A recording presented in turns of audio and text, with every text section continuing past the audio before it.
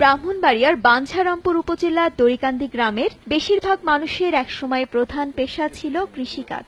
কিন্তু ভাগ্যের চাকা ঘোরাতে বিদেশে পাড়ি জমানোর স্বপ্ন দেখেন এলাকার অনেক তরুণ। ১৯৬২ সালে সাবেক সংসদ সদস্য মোজাম্মেল হক ওদুদ মিয়ার সহযোগিতায় প্রথম সাগর পথে জাহাজে করে বিদেশে পাড়ি জমায় এখানকার ১৮ জন তরুণ। পরে তাদের হাত ধরে একে একে বিশ্বের বিভিন্ন দেশে পাড়ি জমাতে শুরু করে এলাকার যুবকেরা, যাদের পাঠানো টাকাতেই আজ আধুনিকতার ছোঁয়া লেগেছে গ্রামটিতে।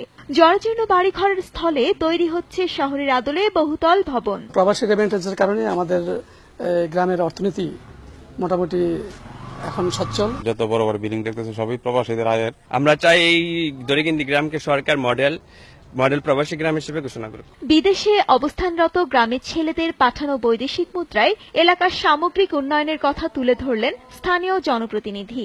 প্রতি মাসে প্রায় ৪০ থেকে ৫০ কোটি টাকার মতো আয় এই রেভিডেন্স থেকে। এই রেভিডেন্স থেকে আমাদের এই এলাকার যত যেই সব সংসার ফ্যামিলিগুলো আছে তারা সুন্দরভাবে জীবনযাপন করছে। এলাকার উন্নয়নে বিশেষ ভূমিকা রাখায় প্রবাসীদের কল্যাণে বিভিন্ন পদক্ষেপ নেওয়ার আশ্বাস দিলেন উপজেলা নির্বাহী কর্মকর্তা। এখানে প্রবাসীদের কল্যাণে যে করণীয়গুলো আছে সেই বিষয়ে আমরা কর্মপরিকল্পনা তৈরি করছি। আমরা আশা করি যে এই কর্মপরিকল্পনার মাধ্যমে অত্র অঞ্চলের প্রবাসী যারা আছে তাদের জন্য আমরা কল্যাণমূলক কোনো কাজ করতে পারব। দড়িকান্দি গ্রামে ১৫,০০০ মানুষের বাস, এদের মধ্যে ৩,২০০ জন প্রবাসী। সময় সংবাদ, ব্রাহ্মণবাড়িয়া।